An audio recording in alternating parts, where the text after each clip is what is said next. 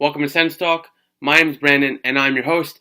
Before we get started, please follow us on Twitter at SensTalk_. If you'd like to update the games and, of course, breaking news. As well, please check out our website, senstalksocial.com.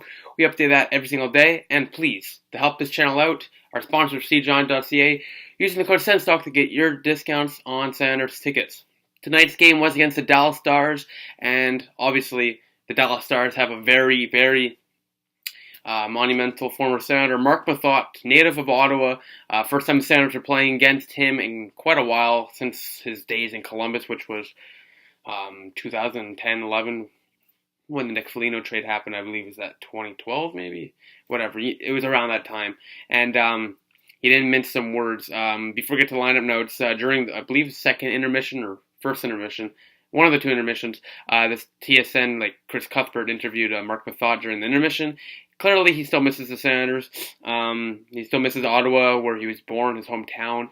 And I got to feel for the guy. It was an unfortunate incident that happened that led him to being picked up by Vegas. All in the right to Dion Phaneuf, but still unfortunate how it turned out. As well, crucial line mate for Erik Karlsson last year and the past few years.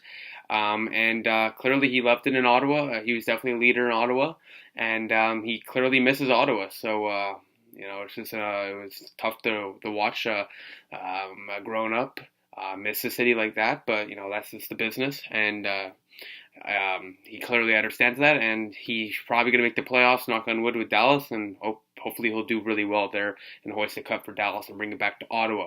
Let's get to the lineup notes. Tom Pyatt was scratched by the Ottawa Senators. I know, very weird. Apparently he's experiencing flu-like symptoms, and Marian Gaborik drew into the lineup after a couple games missing due to an injury.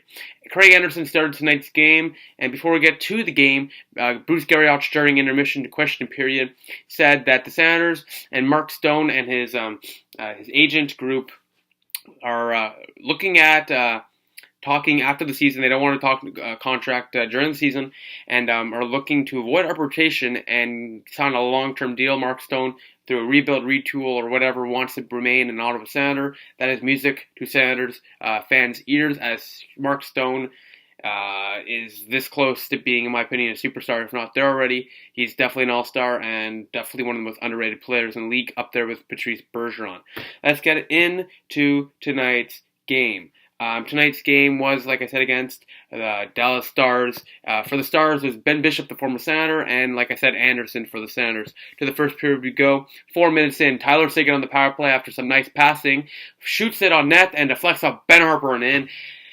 No chance for Anderson. Wide open net. 1-0 Stars. Sagan's 35th of the season, assisted by Alex Radulov and John Klingberg.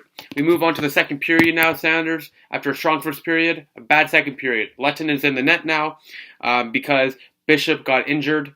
And with 1.4 seconds left, Mark Stone extends his point streak, finds Hoffman, and he roofs it past Kari Lettonen. A tie game at 1 apiece on Hoffman's 19th of the season. This is by Mark Stone and Matty Duchene. Now, Mark Stone has extended his point streak to 9 games with 2 goals and 11 assists on that span. We move on to the third period now. 6:35 in. Duchene walks right in and shoots it on net, and a bad goal by Lettonen being allowed. Awful goal. Not a good shot to allow in. 2-1 Senators on Duchene's 19th of the season. Assisted by Erik Karlsson, the Capitano, and Mark Borowiecki gets on the board. Duchene now, in his last 11 games, has 6 goals and 5 assists to his name. But the Senators' defense can't hold up. The Stars are pressing. They're in a playoff fight, and Seguin, with less than 2 minutes to go, rifles it, glove side past Craig Anderson, and we're headed to overtime on Sagan's second of the game, 36th of the season. This is by Janmark and Dan Hamwee. And we're going to overtime, and a breakaway for Klingberg is stopped by Anderson. The other way, Karlsson, no one's catching up to him, and he beats Kari Lettonen. The Senators win this game with the final score of 3-2 in overtime. Karlsson, 7th of the season, assisted by Cody Ceci. Yeah, Cody Ceci, 2:41 in, and Senators win this game 3-2. And, a lot of fans were kind of disappointed in this loss. I'm happy the Senators won. I just taught myself not to be disappointed when they lose, but, it's nice to see them win. And as well, Karlsson win, or is always an added bonus to that. There's some stats here I forgot to talk about. 5-on-5 points per game since the trade. Matt Duchene has 1.59 per 60 minutes, 5-on-5 per 60 minutes on average, and Kyle Turris is 1.22. So that just shows you that Duchene has had a turnaround from that awful beginning with the Senators. As well, Karlsson, 6th overtime winner in his National Hockey League career, 2nd on the Sens career overtime goals list in franchise history, so congratulations to Eric, the captain, Karlsson. Final shots to goal, 33-30. Dallas. Senators really pressed in the first and third period. Dallas really pressed in the final couple minutes of that third, though. Face-offs, the loss of Derek Brassard is really affecting the Senators. 45-27. Power plays 1 for 2, 1 for 4. Dallas 1 for 4, Ottawa 1 for 2. Hits per 22-13 Dallas, shots 33-30.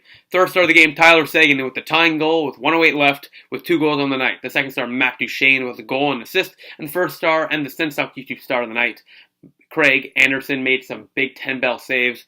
He had 31 saves on 33 shots for a .939 save percentage. He improves to 19, 20, and 5 on the season. And besides that, like I was saying, the Senators, with this win, pulled 3 points ahead of the Sabres for the worst in the Eastern Conference. With a loss, the Senators would have been 1 point behind in front of the Sabres when they play the Sabres in the next few days. So that could have been where we could have been second last in the league. But a win's a win, and I'm not going to complain about a win. I'm just telling you what it could have been. Right now, I believe Arizona is beating Edmonton. Hopefully that game goes into overtime. Get the points up. It's good for the tank. Good for the draft pick odds. But besides that, Senators win this game. And the next time the Senators play is Thursday, March 8th, against the Buffalo Sabres in Ottawa. Listen, we all know Eugene Melnyk prices the tickets, and I get that.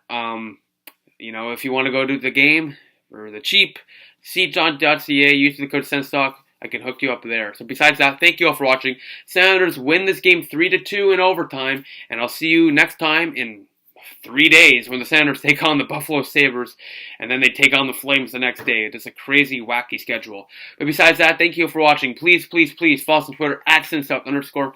For updates of the games and, of course, breaking news. Please like us on Facebook at SenStalk, add us to the circles on Google Plus SenStalk, click the big red button down there, and subscribe to us.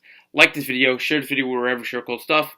Please check out our website, senstalkcentral.com. We update that every single day. And of course, like I've said multiple times, our sponsor, cjohn.ca, using the code SENSTOCK to get discounts on your Senators tickets. Thank you all for watching. Senators win this game 3-2.